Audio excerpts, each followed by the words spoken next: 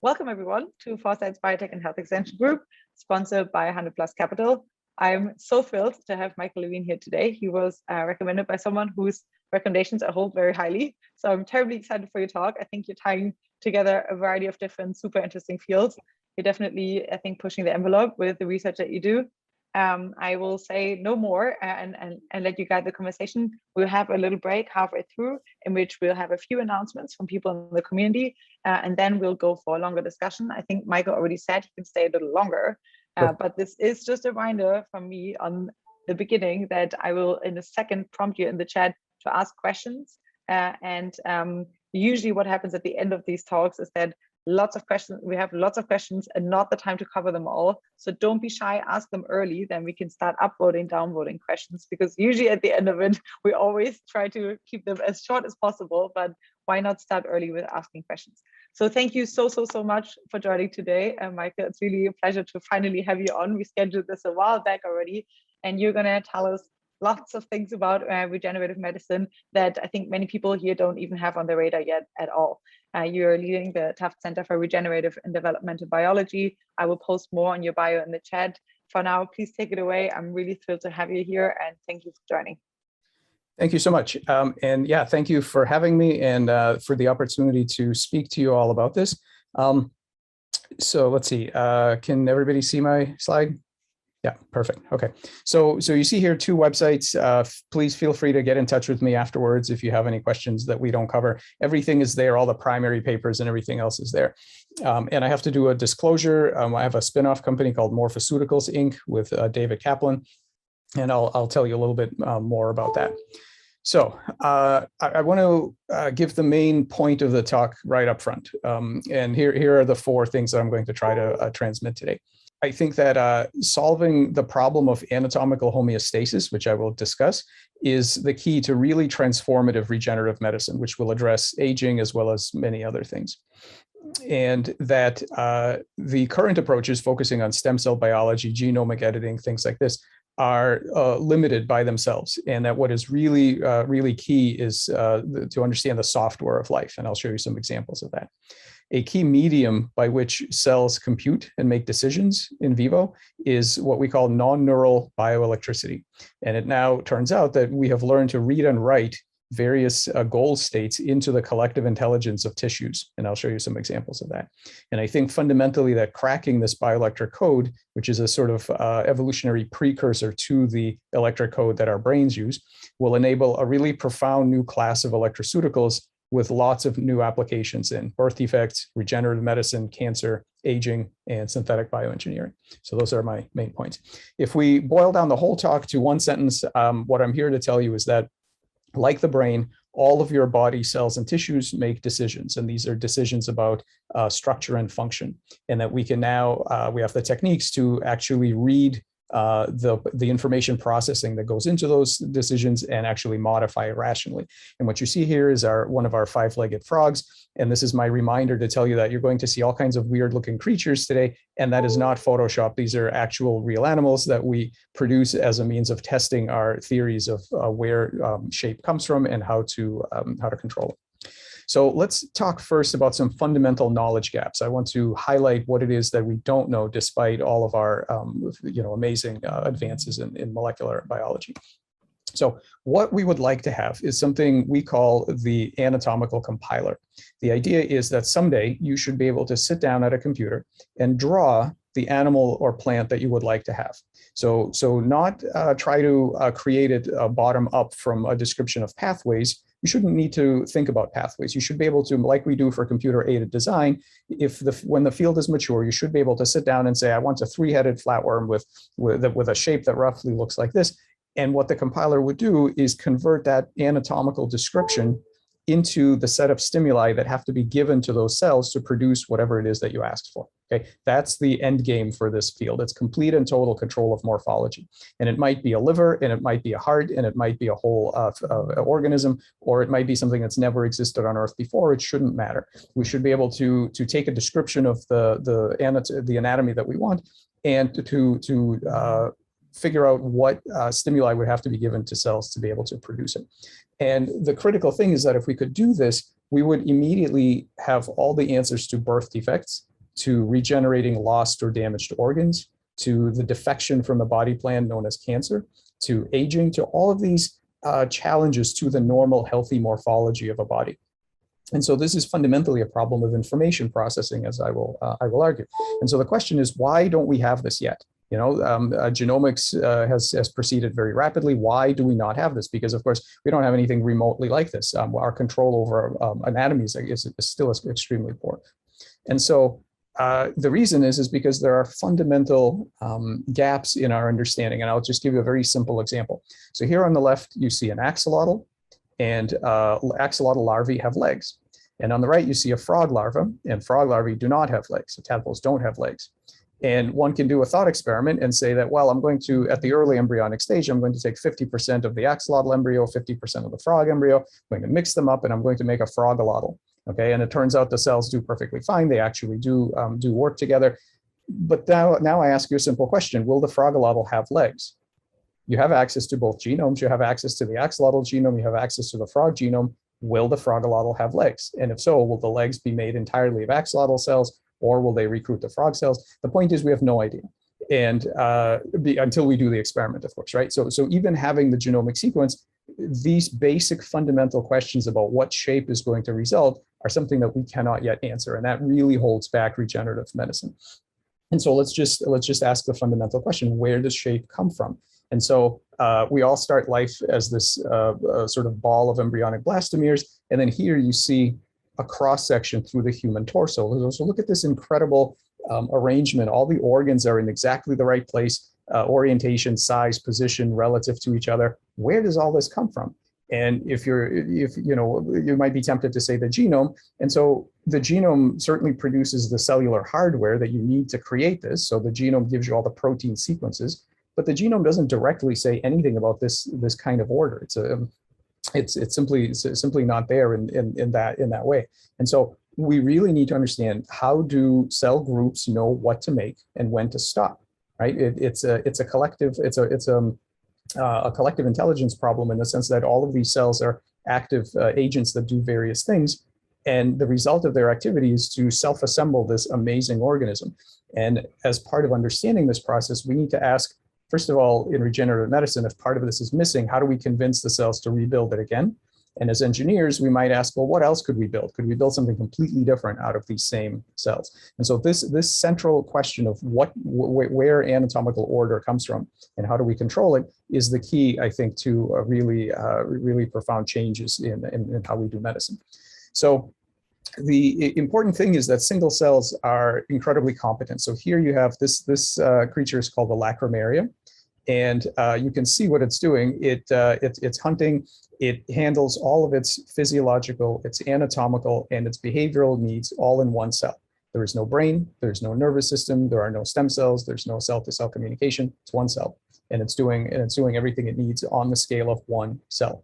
Now, when cells get together, they actually scale up this ability, and they work on much bigger goals. And these goals are the production of complex invariant anatomy, such as these here. And we know that simply differentiating stem cells into particular tissue types is not sufficient, because then you can get something like this down here, which is a teratoma. So this is a tumor that might have skin and hair and teeth and bone and muscle. And the reason this is not a good embryo is because it's missing that three-dimensional organization, that structure. All the stem cell differentiation proceeded fine. You've got your cell types, you've got your mature derivatives, but they're not arranged in the correct place. So it's not enough to have the building blocks. You actually need to specify how they get together. And so there's this there's a kind of a mainstream paradigm which thinks about a feed-forward emergent process where you have gene regulatory networks, and these genes turn each other on and off. They make proteins. Some of these proteins are sticky, or they exert force, or they diffuse, and so on. And as a result, there's this process of what they call emergence, and at the end, something really complex comes out. And the difficulty with this paradigm for regenerative medicine is that if you want to make changes here, if you want to make repairs to the anatomy, you have to somehow invert this chain to figure out what are you going to do back here, which genes are you going to edit, and how, in order to make complex anatomical changes. And that inverse problem is fundamentally intractable. It's extremely difficult. And so this is basically what's holding back regenerative medicine. We simply don't know how to figure out what changes to make at the very lowest levels to give you the desired effects at the system level. And so what we're very good at in the field is figuring out things like this, which genes and proteins control each other and so on, these pathways. But what we really want to understand is this: where do these different shapes come from, and what do we do when we want to alter them, rationally alter them? Okay, so I should point out that it's not only about creating a complex body during embryogenesis. It's also about the amazing ability of the cellular collectives to repair over time. So here, what you see here is an animal called an axolotl. So this is a Mexican salamander. These animals throughout their lifespan regenerate their eyes, their limbs, their ovaries, portions of their heart and brain, and their spinal cords. So they will sort of bite off each other's legs all the time in the, you know, if you keep them in an aquarium, and the legs grow back. And so here's what happens. No matter where you amputate or where they lose it along this axis, they will do exactly the correct amount of growth and patterning, and then you have an indistinguishable limb at the end. And so what's remarkable about this is not only that it rapidly grows and creates the correct tissues, but it actually stops at the right time. The fact that regeneration stops is really amazing. Think about it. When does it stop? It stops when a correct salamander limb has formed. And until then, it has really rapid proliferation and cell movement and then changes in gene expression. But all of that grinds to a halt when a correct salamander limb has formed. How does it know what a correct salamander limb is? How does it know when to stop? Because this is not simply a process that always starts at the egg, proceeds during a set of hardwired steps, and then stops. This is a flexible process that you can interrupt, you can make changes, you can cut at any point, and it will pick up exactly at the right spot, do what's needed, and then stop when it's done. So there's a degree of plasticity and adaptive problem solving here. So of course, axolotls are not the only creatures that regenerate. So the human liver is regenerative, and even the ancient Greeks knew that. I don't know how they knew that, but they did, as you see here. Deer are a large adult mammal that every year regenerates huge amounts of bone and skin and innervation and vasculature. These antlers grow up to a rate of 1.5 centimeters per day. Think about that. 1.5 centimeters of new bone per day is possible in mammals. And even human children, usually below the age of somewhere between 7 and 11, if they amputate their fingertips, if you don't sew it over with skin, but just sort of keep it clean, they will regenerate. So even human children initially have some regenerative ability to regenerate their fingers, and then it goes away. Okay. So these here are, I think, the champions of regeneration, and this should be a really motivational and sort of aspirational animal for us all who are interested in healthy lifespans. This is a planarian. These animals have a couple of interesting properties. First of all, they're a complex animal with a true brain and bilateral symmetry. They're not like earthworms. These are similar to our direct ancestor. Okay, they first of all have the ability of regeneration, so you can cut them into any pieces along any plane. The record is something like 276 pieces. Every piece will regenerate exactly what's missing, no more, no less, and give you a perfect tiny little worm. Every piece, they regenerate their brain, every other organ. Not only that, they're smart, so they can learn. They have the ability to learn in a variety of behavioral assays. And best of all, they are immortal. There is no such thing as an old planarian. So individual cells senesce and fall off, and they regenerate whatever's missing, and they just keep on going. And so what these guys are telling us is that it is possible to be an immortal, highly regenerative creature that also has intelligence. This is not only for sea anemones and things like this. You can actually be a bilaterian with a true brain, all the same neurotransmitters that we have, and be immortal. Okay, so this is a proof of principle right here, an existence proof. So one of the really important concepts to try to understand how all this works is really the idea of problem solving by the collective intelligence of cells. And I want to show you just one example. There are many examples. I want to show you one example. here is a tadpole face, and here's some eyes and the brain and the nostrils. And tadpoles need to become frogs. And in order to become frogs, they rearrange their face. So the nostrils have to move, the eyes have to move forward, the jaws have to move, all these things have to move around. And it used to be thought that somehow what the genetics does is it gives you a hardwired set of movements. After all tadpoles look the same and all frogs look the same. So as long as everything moves in the right way, you should get from a normal tadpole to a normal frog. So what we did was we made so-called Picasso tadpoles where everything is in the wrong place. So the eyes are off kilter, the nose is not where it's supposed to be, the jaws are on the side of the head, everything's not where it's supposed to be. So when this happens, what we find is that they still make largely normal frogs. Why? Because all of the different components move around in novel paths. Okay, and in fact, sometimes they go too far and have to back up and come back, but they all move around until they get pretty much to a normal frog face. And this is remarkable. This means that what the genetics actually gives you is a machine that is able to minimize error, that it has some internal representation of what a correct frog face looks like. And when you start it off in the wrong configuration, something that never appears during normal embryogenesis, no problem. They can still navigate morphospace. They can navigate a path to where they need to be from this completely unexpected starting position. So this, if we had a swarm robotics instance that was able to do this, instead of cells, we had little robots that could do this. This would be a remarkable example of collective intelligence, and so it is here. These are groups of cells that are able to solve this problem from different starting configurations. And this is the process that collective intelligence and that problem solving is what we need to solve, in addition to all of the mechanistic advances over the component pathways in order to really control anatomy and to really solve regenerative medicine. So what we would like to do is to try to move to a point where we really understand this at an algorithmic level, not just the mechanisms that are required for this to happen, but the algorithms that are sufficient for this to happen. And we really need to understand how these cellular collectives process information and how reprogrammable really is it. So computer science offers us an interesting analogy. Back in the 1940s and 50s, this is what programming looked like. So in order to program this computer, you had to physically move the wires around. You had to physically change the structure of the machine.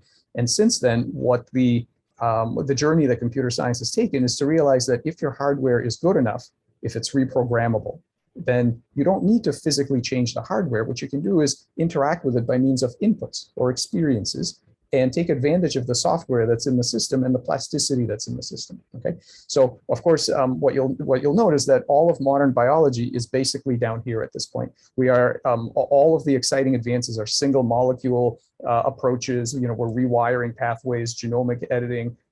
Everything is about getting more and more specific at the low level of the hardware, and these are very important things. But they need to be coupled with an understanding of what the software looks like and how much we can get done with stimuli, not with rewiring, whether it be genetic or otherwise. And so the framework that we work in looks a little bit more like this, where yes, there's this feed-forward component, but there's also a very important set of feedback loops where any challenge to the body, and this could be traumatic injury, this could be aging, this could be teratogens, pathogens, whatever, triggers a set of feedback loops, both at the level of physics and genetics, that serves to get back to the correct target morphology. Anybody that's taken engineering will immediately recognize this as a homeostatic cycle. It's basically what you have in your thermostat at home, where this is a system that's able to regulate back to the correct state. Now, of course, feedback is not new. Biologists all understand about the importance of feedback, but there are two unusual things here in this model that I'm going to talk about. The first is that the set point for this homeostatic process is not a simple number or a scalar like a temperature or pH or hunger level or anything like that. It's actually a much more complex structure that's a coarse graining of the anatomy. So large scale patterning information is what's guiding this homeostatic process. And the second part that's kind of unusual is that this is a process that has a goal. When I say goal, this is not in some mystical sense. It's basically in the sense of cybernetics and control theory. There's a set point, And this is a system that's fundamentally able to expend energy and effort to get back to the correct region of state space by activating all kinds of cellular behaviors to get back as close as possible to minimize error and minimize the difference between whatever the current shape is and the shape that it's supposed to have. So if you make that hypothesis, it has a couple of strong predictions. One strong prediction is that you ought to be able to find the medium in which that target morphology is encoded. So the set point has to be recorded somewhere. And then it means that you could alter that set point. You could rewrite it and ask the machine to build something different without having to rewire it, right? In the same way that you can set your thermostat to a different temperature, and the exact same system will now maintain a different temperature because there's a distinction between the data and the execution here. So this is what we've been doing in my group for some years now, is saying, can we find the representation of the target morphology and exploit it for regenerative medicine? And I think we found an important chunk of it. And so in order to tell you how that target morphology is encoded, I have to introduce you to developmental bioelectricity. And all cells in the body are sitting in a morphogenetic field of information that comes in all kinds of different media. So there's chemical gradients, extracellular matrix, tensions and stresses, and so on. And then the one that we're interested in is bioelectricity. So bioelectricity is not the only important layer, but it's I think a uniquely powerful and interesting one, and that's the one we'll be talking about now. Okay. So what is bioelectricity? Well, let's think about what happens in the brain. In the brain, you have networks of these cells called neurons. They all have ion channels. They create voltage potentials by passing ions in and out of these ion channels. And they can pass those electrical states to their neighbors through these little electrical synapses. The synapse is known as gap junctions. And networks of these cells have this really interesting property that they can execute physiological information processing that we associate with memory, with behavior, with goal-directed activity, with preferences, and so on. And so what you can see here is an example of tracking electrical activity in the brain. So this happens to be a zebrafish thinking about whatever zebrafish think about, and you can literally see the electrical activity. And neuroscience has the following commitment. We think that if we understood the encoding, if we understood the neural electric code, we could look at this electrical activity and extract the semantic information. We would know what is the meaning to the animal, what is the content of that memory of whatever it's thinking about. Okay, and so people are working on and have had some success with all kinds of decoding methods to try and pull that information out of electrical activity in the brain. Well, you can sort of ask yourself, where did this all come from? Certainly, this didn't just evolve out of nowhere. It must have had a simpler evolutionary precursor, and it did. The evolutionary precursor is the fact that all cells do this, not just neurons. So every cell has ion channels. Most cells have gap junctions to their neighbors, and this kind of scheme of putting electrically active subunits into networks is about as old as bacterial biofilms. It's an extremely ancient evolutionary thing. And all cells do this. And so what you're seeing here is an early frog embryo in time lapse where the cells are having discussions with each other electrically about who's going to be anterior, posterior, left, right, dorsiventral, and so on. Because whereas the electrical activity in the brain is designed to activate muscles to move the body to solve problems in three-dimensional space, what developmental bioelectricity does is process information to move the body through morphospace, to change and control morphogenesis. And we can do this, the exact same thing here. We can try to decode this to try to understand how is it that specific patterns arise and how can we change them. Okay. So we've developed, my lab has developed some tools to do this. So first, here are voltage-sensitive fluorescent dyes, and this is my colleague Danny Adams perfected this particular technique of using voltage reporters. So this is not a model; this is an actual embryo using these voltage dyes to read in real time all the electrical conversations that these cells are having. We of course do lots of computational modeling, and then more importantly, we have functional techniques where you can go in and change the electrical information processing in the tissue. We do not use electrodes, applied electric fields. There's no electromagnetics going on. This is purely molecular physiology to target the native processes by which these cells are communicating electrically. So there are ways to control the topology of the network. So which cells talk to which other cells through these gap junctions. And we can open them, we can close them, we can mutate them, and so on. And the same thing for the ion channels. We can go in and literally set the electrical states using either optogenetics or drugs or mutations that change the channel properties. Okay, so basically taking all the tools of neuroscience and using them to control morphogenetic decision making outside of the nervous system. And so this is just a simple example of what some of these endogenous patterns look like. Here you see, again, a time lapse. This embryo is putting its tadpole's face together. And you can see all the dynamic electrical patterns. Here's one frame from that movie. And the amazing thing is, and the reason I love this example so much, is that the encoding is really simple here. The electric, we call this the electric face. The bioelectric pattern of the face actually looks like a face. And this shows up before the genes are turned on to regionalize the face. And so here you can see, here's where the eye is going to be, here are the placodes, here's where the mouth is going to be. All these bioelectrical gradients are a pre-pattern. They're a subtle scaffold that directs downstream gene expression and anatomy. And if we go in and we change these, the distribution of voltages here, you will change the gene expression and you will change the anatomy. That is one way to make those Picasso tadpoles that I showed you about. So so this is a native pattern that is required. It's a normal, natural part of specifying what the tadpole face is going to look like. Here's a pathological pattern. What we've done here is, inject a human oncogene into the tadpole. They will make tumors like this. But before they do, you can already see, using this bioelectric map, you can already see that these cells have a really aberrant electrical potential. They are dissociating from the electrical network.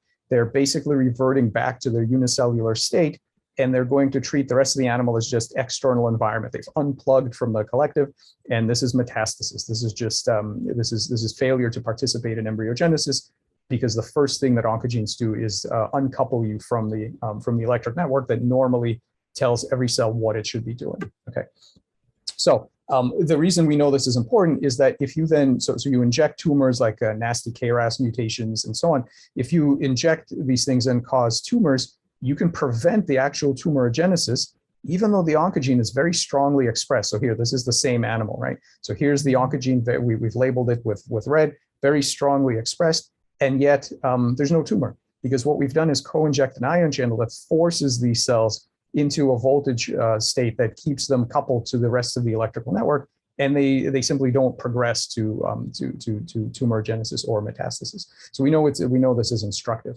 Now, going beyond the single cell property of conversion to cancer, we could look at morphogenesis, and we can say, okay, here's a tadpole. Let's take a region of the gut. So here, these are some cells in the embryo that are going to become gut, and we're going to inject some ion channels that will set a voltage state that normally is associated with making an eye. And guess what happens? These cells, once you instruct them that way, they will in fact build an eye out of cells that were fated to be gut. And you can make these eyes anywhere, on the tail, spinal cord, in the gut, whatever. They have all the correct layers, the retina, optic nerve, all of that. And also pretty cool is that they instruct their neighbors. So these blue cells here are the ones whose voltage we changed. And they recruited a whole bunch of other cells, which we never touched directly, right? These are just neighboring cells that they recruit to make this nice lens that's sitting out in the tail of this tadpole. And so we can use this technique. We can induce eyes, brains, hearts, and other things. And then there's many things that we don't know how to make yet. So the point is that these bioelectrical gradients are instructive for anatomy. They control at the large scale. And one of the most important features of this is that we don't have to micromanage this process. So what we basically found is an instructive hook into subroutines that say make an eye here, or make a heart here, or make a brain here. We don't have to go in and give all the information about, well, how do you make an eye? What are all the layers? What are all the cell differentiation cascades? What are all the genes that have to be expressed? That would be incredibly difficult. We're nowhere near being able to do that as a field. But what you can do is find the native modular modular control structure in the bioelectric layer that determines which organs get placed in what regions, and then the cells will take it from there. Once you've instructed them what to do, they will turn on all the things they need. So let's look at the planaria, because this is really interesting. In a planarian, you chop off the head and the tail, You got this middle fragment. The middle fragment has to know to build a new head here and a new tail here. How does it know to do that? Well, it has this interesting voltage gradient that says one head here in this depolarized region, one tail here. And if we go in and we artificially manipulate the voltage back here to be depolarized, then sure enough, these cells will build what you said, and they will make a two-headed animal. And these are perfectly viable. So you can make a two-headed animal, you can make a no-headed animal, okay? So again, instructive. And all we've done is activate the build a head subroutine, and we've done it here at this particular region without actually knowing too much about how you go about building a head in the first place. The cells will turn on and off all the genes that they need once they've received this high-level instruction about what organ they're supposed to build. Not only can you build ectopic heads of the same animal, you can actually build heads appropriate to other species. Okay, so if we take this Planarian with a nice triangular head here, chop off the head, perturb the electrical network, and you can get flat heads like a P. felina, you can get round heads like an S. mediterranea, or you can get your normal triangular heads. And this is, and not only do you get the head shape, but actually the brain shape changes, and the distribution of stem cells becomes just like these other species, because the space of possible outcomes of this electrical circuit contains attractors that correspond to other species that evolution has found in the past. Okay, and you can dial in those without any changes to the genomics. So both in here and in the two-headed animals I showed you, there's nothing wrong with the genome. The genetics are completely wild type. This is modifying the information stored in the electrical network, and you can access other attractors that belong to other species with the exact same genetically normal cells. And in fact, you can access regions of that state space that evolution doesn't use because they're not viable. You can take flat planaria and turn them into these weird spiky forms. You can make these three-dimensional things that look like hats. You can make this this kind of thing, which are sort of combinations. So flatworms don't even need to be flat anymore. And so the idea here is that you can really have drastic control over large-scale anatomy given the same genome, because what the genome builds is cellular collectives that use electricity to store their set points, their target morphologies. And this should sound like a very familiar story for neuroscientists, because that's exactly how brains work. So getting to the sort of applied regenerative medicine side of this, unlike salamanders, frogs do not regenerate their legs. And what we've done is we've taken froglets and we've used this information to design a cocktail of drugs that change the electrical state of the wound. And you can see here, normally in the frog, you amputate the leg and there's basically nothing in 45 days. We add the cocktail, the application is actually just for 48 hours, 24 hours, so 1 day. And after that 1 day exposure, it kickstarts the whole cascade. So here, pro-regenerative genes become turned on. So this is MSX1. And then immediately you start growing this leg. By 45 days later, you've got some toes, you've got a toenail, eventually a very nice leg. And you can see that the leg is both touch sensitive and motile. So what you can do is override the normal program of growth, which is normally very little, and give the whole thing a simple signal over 24 hours that then is picked up by all the transcriptional cascades and everything else that will work over months. In fact, our latest paper, 13 months of leg growth following 1 day treatment. Okay, and so we've looked at this so these are frogs and worms. We've looked at this in human mesenchymal stem cells and cardiomyocytes and so on. And it's very highly conserved. It works throughout the tree of life. We know it's relevant to humans because of human channelopathies. So lots of human ion channel mutations give rise to different kinds of birth defects, telling us that even in humans, these electrical properties are very important for setting correct morphologies. And so what we do now, and so this is our company with David Kaplan at Tufts. We have a company that's focused on David's lab builds these bioreactors, which basically deliver cocktails of ion channel drugs that are picked by us to induce pro-regenerative states. And we are now, having more or less solved it in frog, we are now in mammals. We're doing this in mice, and then hopefully someday hopefully humans, of course.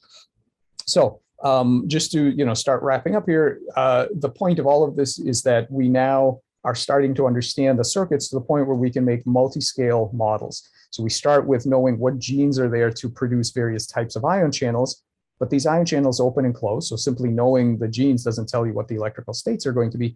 You have to simulate the physiological tissues, and those give rise to larger organ structures. And eventually you can get down to algorithmic types of control that show you how the electrical activity in these tissues makes decisions about what's going to go where. So you go from the genomically specified hardware to the low level and then the higher level software that allows these cells to make the kinds of decisions to robustly create and repair complex morphologies. Okay, and so in that process, of course, there's a huge opportunity for application of machine learning, and so we've done some of this. Use machine learning to both discover the electrical circuits and to discover the modulations that are needed to use these therapeutically. And just as a very simple, I'll just close up here with a couple of slides to show you a very simple example. This is what a normal tadpole brain looks like. And if you perturb it with a mutation, let's say in a really important gene like Notch, basically the forebrain is gone, the midbrain is a bubble, the hindbrain is also a bubble. It's just they have no behavior; they just lay there. And what you can do is create a model of the bioelectric circuit that determines brain shape, and ask it under circumstances like this that either there's a mutation or they've been hit with alcohol or nicotine or some other kind of poison. What would you have to change? Which channels would you open and close to get back to this correct bioelectric pattern that is responsible for a normal brain? And so the model is actually now sufficiently detailed that it can actually tell us what channels, and using that we can pick drugs. So known ion channel drugs, and when you do this, you get back the correct brain shape, the correct brain size, and you get behavior, you get their IQs back, so their learning rates are back to normal, despite the fact that they've had really debilitating mutations or exposure to teratogens like nicotine or alcohol and so on. Okay, so this is an example of starting off with a basic understanding of bioelectric circuits and how they work to a computational model that actually helps you design therapeutics to fix a rather complex outcome, which is brain development. Okay, and so what we are doing now is we're trying to create a complete pipeline where you start off with existing information on what ion channels are in your tissue of interest, what bioelectrical state do you want, and then use the model and the simulations to tell you what channel openers and blockers do you need. Something like 20% of all drugs are ion channel drugs. So there's this huge toolkit that we call electroceuticals, which with the correct computational simulations, you can actually start to deploy outside of things like cardiac arrhythmias and epilepsies. All those drugs can be repurposed now for regenerative medicine. And so this is an example of our software. You can all play with it. It's online, and the idea is that you would pick the tissues you want, and it would actually help you pick the correct drugs. Okay. So I'll just close here and just summarize what I've told you is that there's this incredibly powerful physiological software layer that sits between the genotype and the anatomy. And it's a really tractable target for regenerative biomedicine. Evolution discovered very early that electrical signaling is a really convenient medium for computation and global decision-making. And this is why brains exploit it, this is why our computer technology exploits it, and this is why morphogenesis runs on this system. Cracking this code can really give us the opportunity to rewrite the pattern memories that allow us to control large-scale shape. And when I say pattern memories, I mean these are literally those two-headed worms that I showed you. If you now cut them into pieces with no more manipulation of any kind, they continue to make two-headed animals, even though their genomes are wild type. Okay, this is that memory. It really, that electrical circuit really keeps the memory until you can set it back to being one-headed. But until you do that, the pieces will continue to make two-headed worms. Okay, and so new artificial intelligence tools are now coming online to help us design these kind of strategies. So it's now rational design to address birth defects, cancer, and regeneration. And also our latest work has been on making synthetic living organisms. So with that, I'd like to thank the people who contributed to all this work, our funders, and I'll thank all of you for listening. And if we could take a 5-minute break, and then I'll come back and I'm happy to answer any questions. Wow, that was a lot. I think we do need a break. We will let you go for now and have you back in 5 minutes. Thank you so much already. And there's lots of questions in the chat, but I will moderate them and we'll see you in a bit. Perfect, 5 minutes. Okay, sounds great. Okay, lovely. Well, that was quite a lot to digest. Keep the questions coming and also upvote the ones that you want to push forward. He already agreed to that he can stay on for half an hour, up to half an hour longer. So for those of you who want to learn more about this, feel free to join longer. For now, we have lots of exciting community updates, lots of exciting projects and events and fellowships and hackathons and so forth in the community. We will start with Elena. Elena, if you're here, feel free to unmute and tell us about your upcoming conference. Yeah, hello everyone. Very nice to see a lot of useful developments in the field and hear all those awesome talks. I'm actually a very big fan of this group, even though not always can I attend. Anyways, I just wanted to let you know that soon we are going to have our 4th annual conference, Ending Age-Related Diseases 2021. It's going to take place virtually this year again, because we're not so sure that it's safe for all of us together. We hope that it will change in the next years, of course. So the conference is going to take place on August 1922 and in the Eastern time zone. So we will focus on the 4 traditional topics, which will be the mechanisms of aging, the human trials of rejuvenation biotechnology therapies, the biomarkers of aging, and of course, traditionally investment matters and regulatory matters. As usual, we have a number of prominent researchers giving their talks. Some of the information is going to be pretty fresh just from the lab. So I hope that you will have a look at the program of the conference and probably get inspired and come join us this year. For more information, please visit our website, lifespan.io/conference. And as a way to support this community, you are welcome to apply a promo code Foresight 2021 to get a discount. I will drop a link that will automatically apply a discount in the chat of this call, just in case you would like to proceed right away. Thank you so much. Lovely. Okay, next one up, we have Anastasia. Anastasia, are you here? Can you hear me? Yes. Wow, lovely background. Thank you. It's Idaho. Yeah, thanks, Allison, and great to meet you all on this regular meetings that are really great and informative. Some of you might know me, and so I work with Ranjan. Ranjan is the founder of R42 Group. We are a fund and also investing in AI and longevity, and also an institute. Part of our institute that we have is a fellowship, so it's AI fellowship, and we're now in our cohort 4, and our demo day is actually tomorrow between 8 a.m. to 12 p.m. noon Pacific. Some really great projects. Students from all over the world were working on these projects over the 12-week period. So they include mathematics of venture capital, no-code machine learning platform for biomedical researchers, cancer biology, just kind of a wide range of really exciting projects. So you're all welcome to come, and I'll send you the schedule and also the registration link in the chat, as well as, yeah, feel free to pop in and out and come for all or any presentations. So yeah, great. And yes. Thank you. Here, he might add a few words. Let us know in case you want to do so, Ranjan. Otherwise, we look forward to. Yes, that's okay. It's free. I'll just add it's free. So, and we're going to have the first holographic telephone call tomorrow between England and Silicon Valley. Mm-hmm. So that'll be around about 11 a.m. Pacific. Exciting stuff. You're taking the AI theme very meta. Okay, lovely. Next one up, we have Dima. Yeah, hi everyone. So we're organizing a longevity hackathon. So it's a 48-hour event to bring the ideas to fruition in longevity, and the idea is to bring together longevity researchers, developers, AI scientists, entrepreneurs, attract people from outside the field as well, help them build teams, and tackle the kind of like low-hanging fruits that where you can actually produce innovation over just 48 hours. So there's topics from biotech, AI, pharma.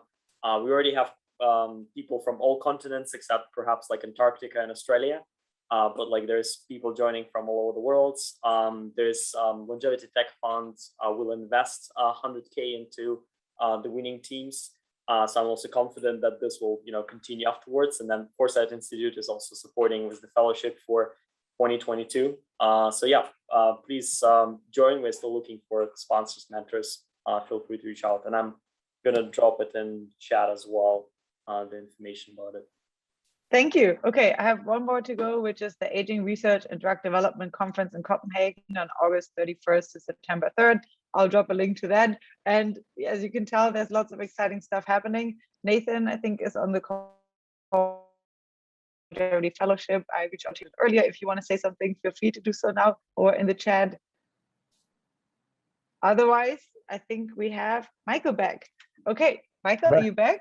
I'm back. Okay, yeah. Lovely. Okay, great. I think let's see. Let's do maybe a few questions on the record, and if anyone prefers to have theirs off the record, then I'll turn the recording off for that. I think some people just prefer that for a more open discussion. But the first one that got upvoted a bunch is Carl. Carl asked, I think, 3 questions, so you can make your pick now. No pressure on you. So this is totally good. These are good questions to be on the record because, well, I mean, first of all, just let me say kudos. This is very awesome. Thank you. Sounding stuff and kind of blows me away a little bit.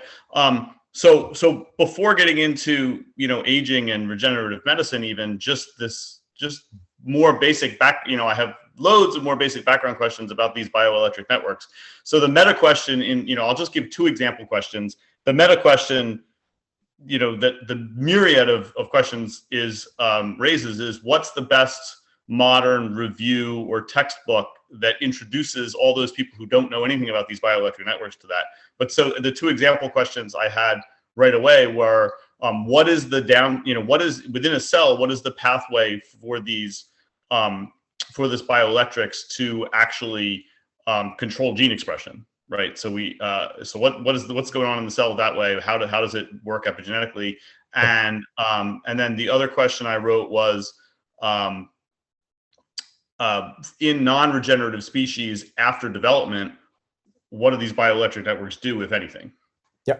Yeah, great. Okay, 3 questions. Let's see. As far as reviews, so I have lots. I've written lots. A couple of other people have written some good ones. Anybody who's interested, please email me. Or if you guys have some sort of a form that I can post this at, I will. If you just tell Allison later offline, she can forward it. Sure. Yeah, I will. Yeah, we've written tons of very basic reviews on this stuff, taking you from 0 all the way to what's known today. Okay.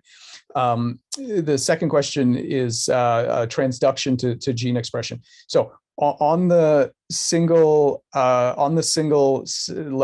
level, we know there are about 6 ways in which voltage change regulates downstream gene expression. So this includes things that you're familiar with in neuroscience, for example, voltage-gated calcium signals followed by calcium transduction. This includes control of neurotransmitter movement like serotonin between cells through gap junctions or through the serotonin transporter. And this includes some more exotic things like voltage-sensitive phosphatases. It includes things like voltage-gated butyrate transporters that then hit HDAC and those kind of epichromatin modification pathways.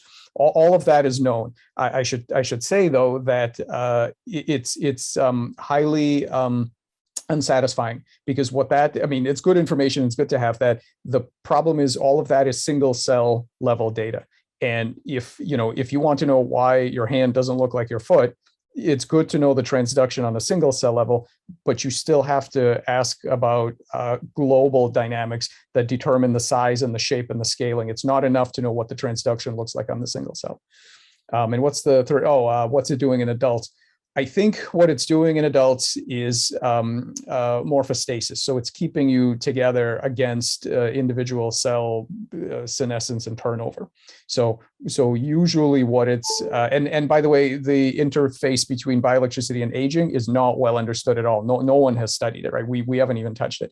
So it's not as if we know what the answer is, but basically I think probably what it's doing is it's just cancer suppression and morphostasis and keeping your tissues together. And it's really activating those very dynamic morphogenetic rearrangement modules that is needed to really sort of rejuvenate and restore after injury.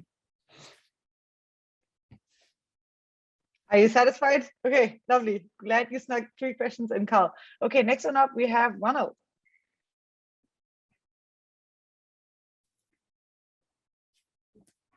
We do. Okay. Fascinating stuff. So what controls the appearance of these electrical zones? What determines their dispersal as well? Right. Yeah. So there's two important pieces to this. One important piece is what underlies the hardware itself. And so you have to ask, in order to have any kind of electrical states, you have to have the correct ion channels that are capable of producing them.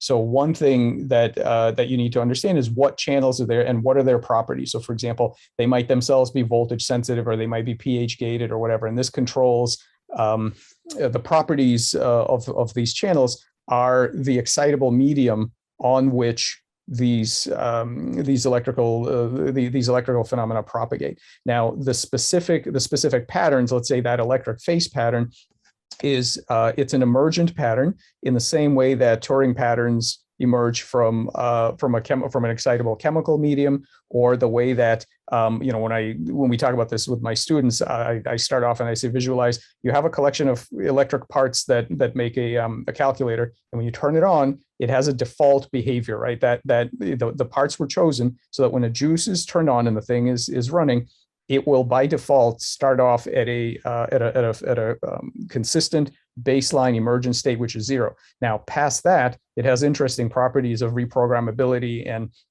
all kinds of other things it can do. But there's this basic state that the parts, which are shaped by evolution, there's an emergent pattern, and we can study that symmetry breaking. So it's a process of symmetry breaking, of amplification, of long range inhibition, short range activation. It sets up exactly 2 eye spots at a particular distance apart. All of these things can be modeled.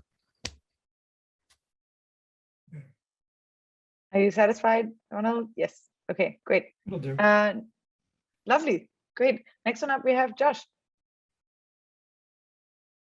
Hey, thanks again for the talk. That was like super interesting.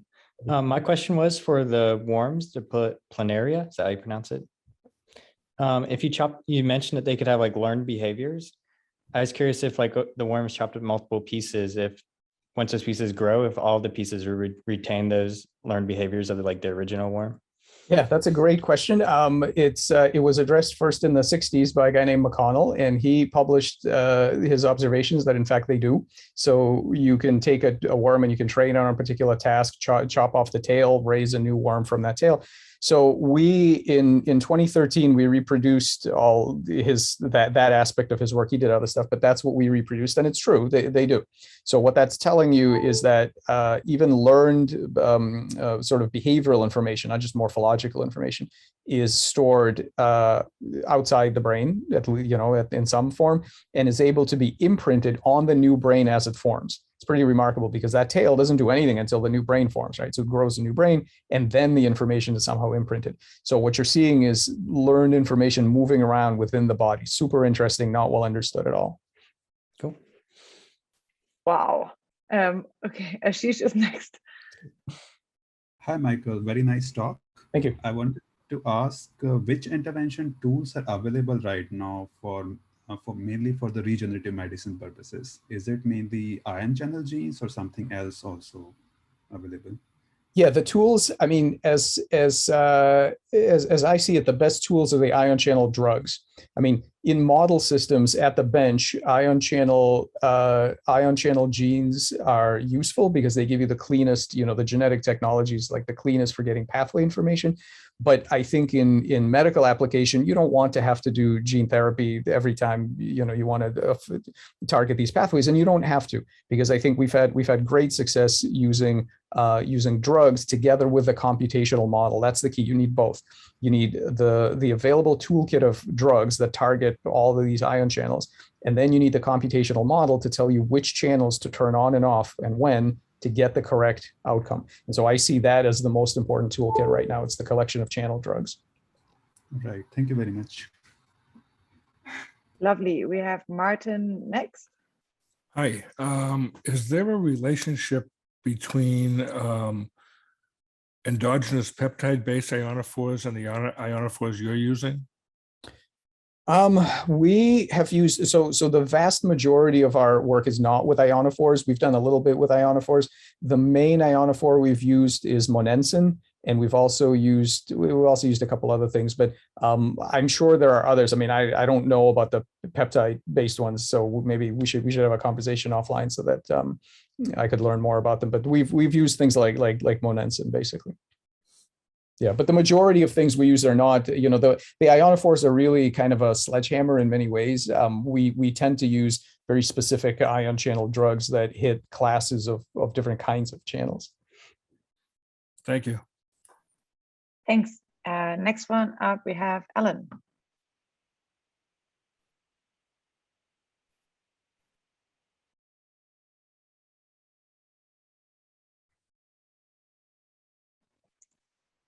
I can also ask you a question in case you have trouble muting. She's just asking, what is the cocktail? Does it include DPCA? Is this Ellen Heberkatz? Is that right? Oh, hey, Ellen. It's been a while. Have a long time no see. Yeah, so there's a variety of cocktails. The earliest cocktail was it wasn't even a cocktail. It was extremely simple. It was just monensin. We had one after that had progesterone and things like that. We are playing with DPCA. Stay tuned. Among many other things, the current cocktail has five different ingredients. And that paper should be out in a matter of weeks. So you'll see the cocktail, you'll see all the dosages and everything else.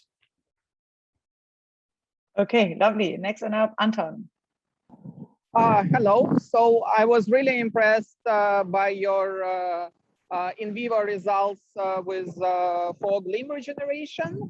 But I actually have a question regarding in vitro application, like can your drug cocktails or similar interventions be used for suspension culture to grow some vascularized organoids or some vascularized muscle tissues for clean meat application, or for in vitro we have to do something quite different? Yeah, great question. So I think absolutely they can. We've not done that particular thing. What we have done with David Kaplan's group and some others is we've done in vitro with cell culture. So a mammalian human cell culture, it absolutely works. So you can keep stem cells more stem-like. You can force stem cells to differentiate. You can do those kinds of things, exactly the same methods. I think absolutely they would work in organoids. We are currently using them in our synthetic biobots, which are sort of, it's like organoids one step further, which they're organoids with behavior. So they move around, they do various things. And that's what we're doing. But I would love to, if that's something you work on, drop me an email and let's talk about it, because yeah, that's an open area of application that just nobody's gotten to it yet. Oh yeah, we work a bit. I will drop an email. Sure, drop me an email. Yeah. Thank you. Lovely. Vadim is up next. Okay, thank you. Yeah, the answer to my question probably is not known, but Michael, based on what, based on your understanding of the regeneration process in your systems, what do you think would be a biological age of the regenerated tissues? Would it be younger or the same age of the rest of the animal, or will be older? Great question. I don't know the answer to that. We have been working with Steve Havarth is making this methylation clock, right, for various organisms, and we're waiting till he calibrates the frog one, and then we can see. That would be the easiest way to do it right now. If you have some other markers, I'd love to hear about it, but we don't know. Actually, we are doing this together with him for the frogs. Oh, well, there you go. I see. Okay, great. So we'll, as soon as you guys are ready, we can check it out. And maybe, once we get the mice working, then we can check. I mean, that should be much easier. Once we get the mice working, we can see what the mouse tissues look like. That stuff is still in progress. Fantastic. Okay, then next one up, let's take one who hasn't asked a question, Thomas Schroeder.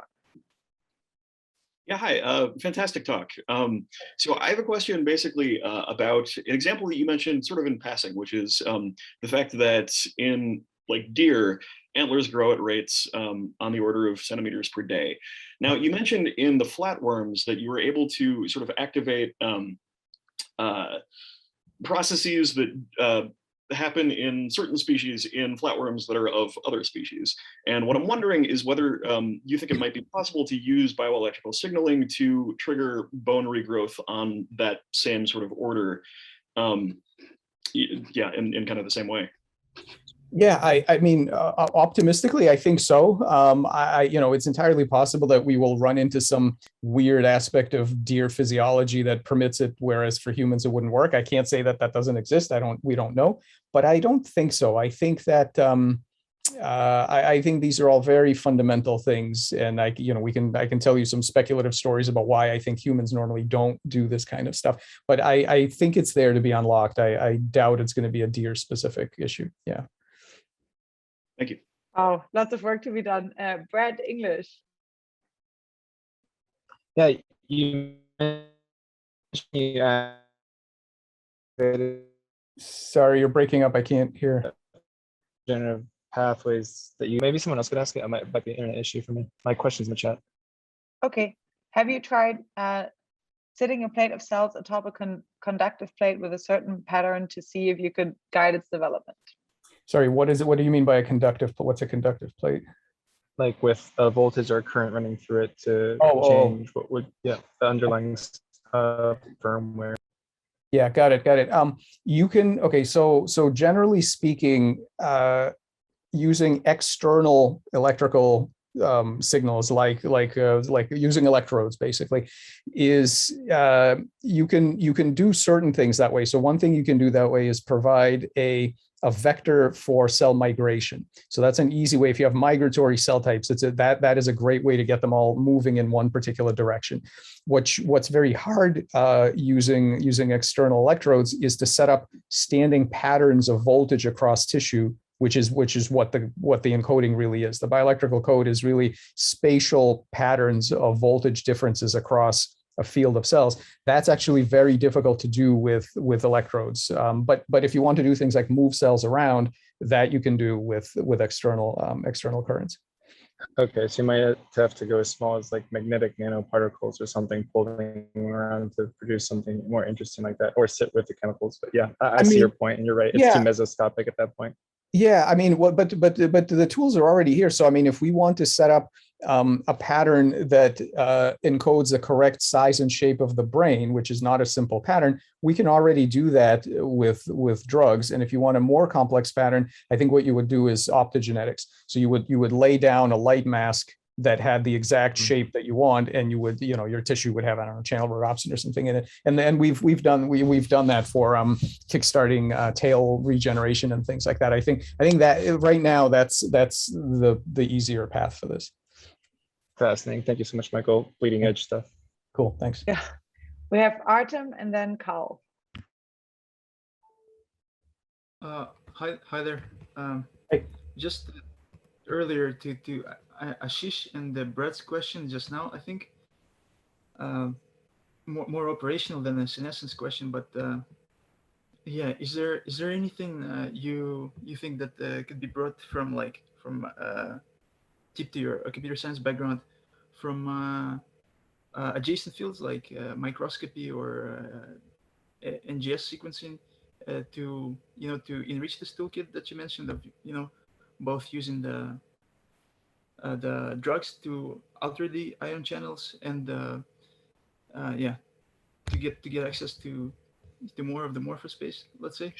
Sure. Yeah, no, absolutely. I mean, on the microscopy end, better dyes and better imaging of bioelectric states under various conditions is really important. So nobody's done the basic profiling. So like physiomic profiling of asking every normal organ in its normal structure, what is the bioelectric map, right? No one's done that. We've done it in very specific cases for some frogs and worms and things like this, but in general, that data is extremely sparse. So lots more imaging using better dyes that need to be developed, and just getting those physiomic data sets to complement the transcriptomic and the genomic data sets is critical. For NGS, Yeah, NGS is good. I feel like we already have most of the NGS that we need, because almost any tissue, what do we want to know? We want to know which channels are there, because those are our control knobs. So pretty much any tissue, you can go online and you can download somebody's profiling, and you can figure out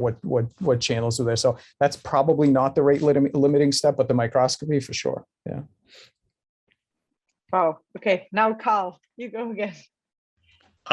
So outside of the sort of translational aspect here of, getting things to regenerate or fixing problems in the process, how many labs in the world are studying the basic, get us more information about this questions, especially like you mentioned that there's not a whole lot of work understanding the aging aspect of this, like, what changes about the 9 to 11-year-olds or whatever that makes their fingertips not regenerate versus before? What's different about the bioelectric networks, or what's involved in human liver regeneration? Do those networks change over time? Things like that, and the question Allison asks at the end, which maybe she was still saving, is what can this group do for you? So maybe in relation to that question, what, are you doing anything to encourage research labs that focus on aging to nudge in this direction?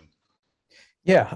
So overall, definitely there are not that many labs. It's still, relatively speaking, a small field.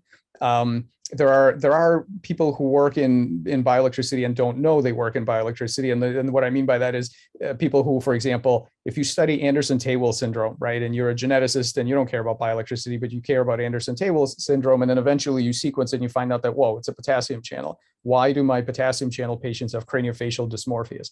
Well, now you're working in developmental bioelectricity, right? So there are some folks that sort of get dragged into it that way, but really labs that really focus on this, there aren't that many. There really aren't that many, and in particular, getting money for profiling is almost impossible, right? If you're lucky, if you can, from standard sources, NIH and so on, you're lucky if you can get funding for functional data, like I'm going to, figure out what these ion channels do in Drosophila development or something like this. That you can do that, but getting money for a comprehensive profiling project, the way that they do in, when they have these, let's figure out what every cell in the brain is expressing, right? And the Allen brain atlas and these kind of things. That getting funding for that is almost impossible. So no one's done it.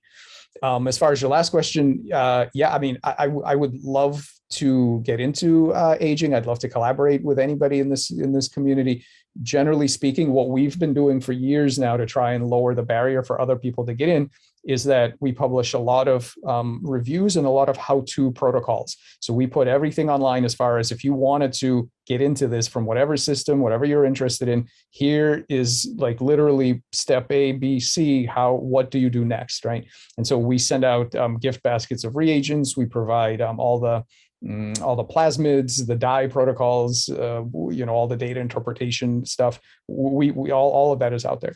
So anybody that's interested, I would be more than happy to help you guys do this. So it'd be great. Fantastic, thank you. And well, you also mentioned there's a company, right? And which you made clear quickly at the beginning of the talk. And so what's happening with that next? What are your next steps in this arena? Yeah, it's basically the company is the initial focus is quite narrow. It's limb regeneration, and so what we're doing is we're testing our various cocktails in mice using David Kaplan's wearable bioreactor, short-term application, our ion channel cocktail. Can we trigger limb regeneration? That's the beginning. Obviously, my dream is to grow this to a kind of fundamental approach to picking electroceuticals for all sorts of indications, from birth defects to regenerative medicine to aging to cancer. But right now it's just about limb regeneration. Okay, and anything people in this group could do there to help? Like, are you looking for collaborators with that company or like investors, or is there anything? What are next steps? Sure, we had certainly happy to hear from investors for sure. Anybody that wants to collaborate, drop me an email and let me know what you do, and we'll see what what makes sense. Yeah. Our lab is very collaborative. We work with all kinds of people, so for sure, I'd love to hear from this community. Great. Well, it seems like you're already collaborating, at least with the team, unbeknownst, around corners. One final thing, which is, we ask people to submit a longevity challenge, which you've done, and this is just another plug that people can answer this challenge and actually gain up to $250 doing so. Do you want to say maybe a few words about the challenge that you submitted? Yeah, well, I mean, so I wasn't really familiar with how all this works, but basically the big challenge in this field that I see is just what I think. Let's put it this way: what I think would make a real breakthrough and move the field forward, kind of a watershed effect, would be the ability to really image these bioelectric states in all sorts of important conditions. And not because imaging by itself, I really focus on functional experiments. I mean, seeing the beautiful patterns is nice, but more importantly, are they instructive, right? Can I show that when you alter the pattern, the gene expression changes and the anatomy changes? And we do that. And so that's what my lab is focused on. But it would certainly make it much easier to develop those kind of functional approaches if we had the baseline data from other model systems, other conditions, various disease conditions, various human organs. This would be a real game changer. So that's what I put in.